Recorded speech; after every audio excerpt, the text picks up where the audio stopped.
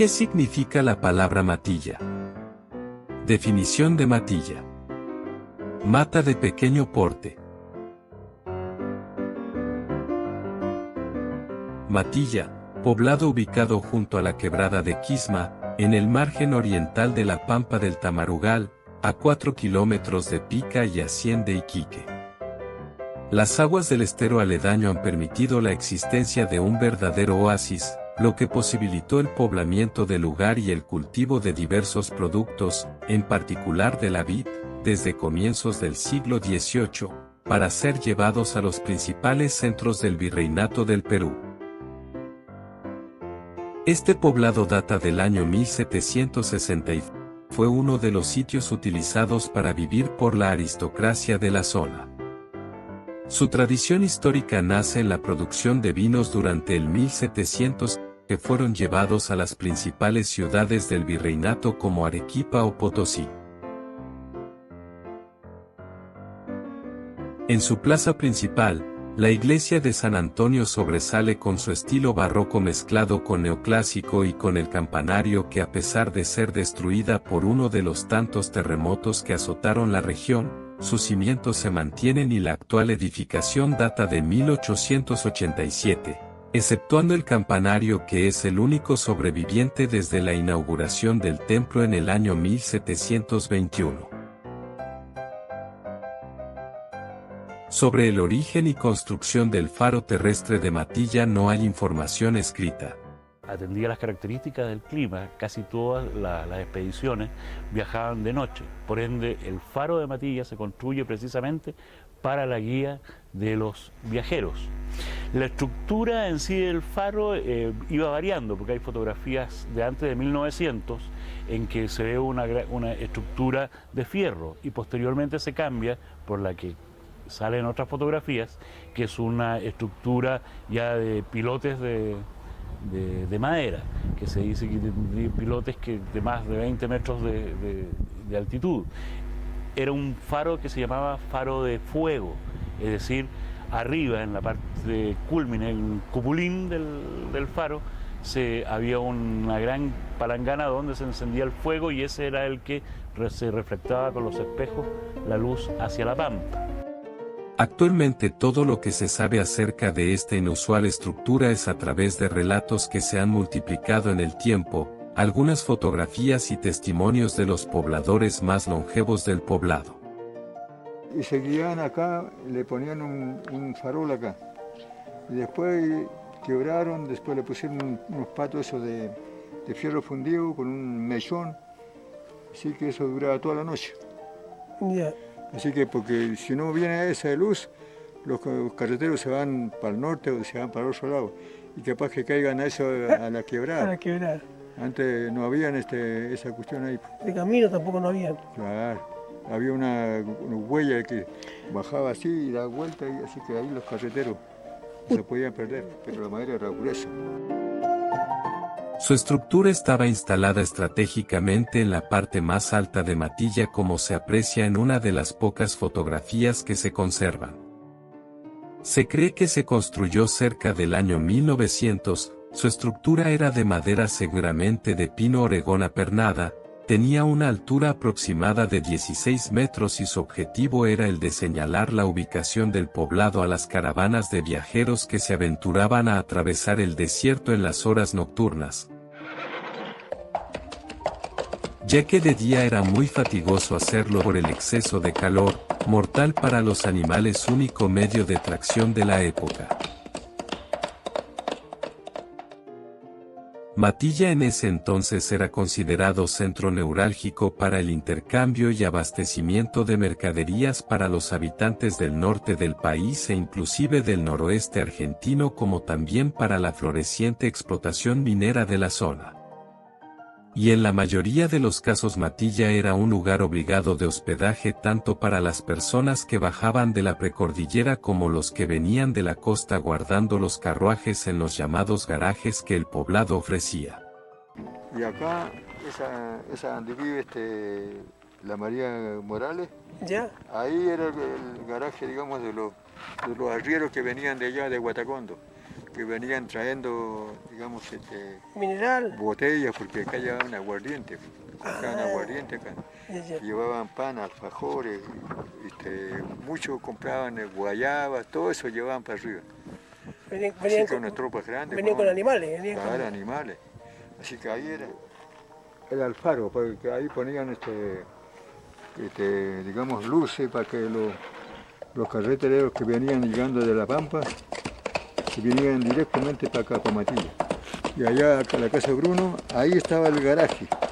Ahí paraban digamos, las carretas. ya. Aparecían ahí en la noche. Así que subían dos y bajaban dos también. Se guiaban por el faro, ellos desencillaban en que es la actual estación de Pintados, que antes era una estación ferroviaria, también en la época del salitre, en la época chilena, y de ahí enfilaban en la noche, a lomo de mula o de caballo, hacia Matilla, guiándose precisamente con la luz del faro. Si tomamos en consideración que el tío Fermín Rodellat murió en manos de las ligas patrióticas alrededor del año 1887, entonces ya, y existía el faro en esa época ya, entonces podemos sacar ciertamente de que el faro ya tenía más de 100 años. Es importante, yo creo que es un hecho muy especial que un pueblo se haya dado el trabajo de erigir un faro como guía de los viajeros y de las tropas. Reitero, el alto comercio que existía e intercambio con el norte de Argentina, también con la que era la antigua zona de Lipes y Carangas en Bolivia, hacia Potosí, y a su vez todo lo que era el sur del Perú y la zona aledaña a Tarapacá. Ahí también tenemos que tener en consideración que era la ruta del ganado, toda vez, como se llama, del norte de Argentina se traía el ganado en estas expediciones para después bajarlos a las salitreras o paradas que se llamaban en esa época, y ahí recién los faenaban. Por otro lado, todavía tanto Matilla, principal productor y el más afamado, como Pica y el Valle, que el Valle, Quisma y Matilla eran una sola cosa política en esa época, estaba en su plena producción de vinos y aguardientes. Entonces, como le decía, el comercio era muy, muy fuerte. A su vez, los requerimientos de forraje que tenían las oficinas salitreras para todo lo que era la mula, era cubierto tanto no solo por Quillagua, al sur de este sector, sino que por Matilla y Pica, con las grandes extensiones de eras dedicadas al cultivo de la alfalfa. Zona privilegiada, Matilla y Pica, por la cantidad de cortes de buena calidad que se daban en un año de alfalfa. Los matillanos, como se llama, no solo se dedicaron a la producción de vino, sino que también se dedicaron a todo lo que era la industria salitrera. Grandes matillanos, grandes familias matillanas eran dueñas de destacados salitreros, como se llamaba en esa época. La familia Rodellat, la familia Bernal, la familia Bustos, la familia Olazábal, la familia Riveros, que eran antiguos, los Riveros Hidalgo, dueños de la Calacala. Un sinfín de los granadinos, la gran familia Granadino, matillana y piqueña, dueños de Guantajaya. Teníamos también a la gran familia Zavala, la familia Zavala que después, posteriormente, fue fundadora de la actual viña Tarapacá ex Zavala, matillana de pura cepa. Los Orriols, los Maffei, gente que ahora los apellidos, casi en su mayoría, algunos se han extinguido, otros ya somos descendientes, pero no llevamos en primogenitura el apellido de ellos, pero guardamos todas nuestras tradiciones. Y una de ellas es precisamente este faro de Matilla, que es algo singular dentro de toda la característica y la historia de los pueblos del interior. Matilla era un centro de grandes familias dedicadas a la vitivinicultura, a la actividad minera, tanto de la plata como del salitre, y de un gran nivel educacional. Gran parte o los enviaban a Santiago, en en Chile, en esa época, o a la Universidad de San Marcos de Lima. Ejemplo de esto es que uno de mis tíos, por ejemplo, Matillano, se educó en el Convictorio Carolino de San Marcos de Lima. Es uno de los primeros abogados que hubo acá en esta zona, precisamente nacido acá en Matilla y educado en Lima. Entonces, todas las características de estos pueblos debemos nosotros rescatarlas y escribir su historia realmente como fue, no entregarle características que no son las nuestras. Esta preocupación de la gente por mejorar las comunicaciones. Tenemos nosotros que situarnos en las características de la época, donde prácticamente no existían caminos, sino que eran las huellas troperas. Entonces, precisamente de un pueblo nace esta idea de erigir un faro para guiar a las tropas y viajantes.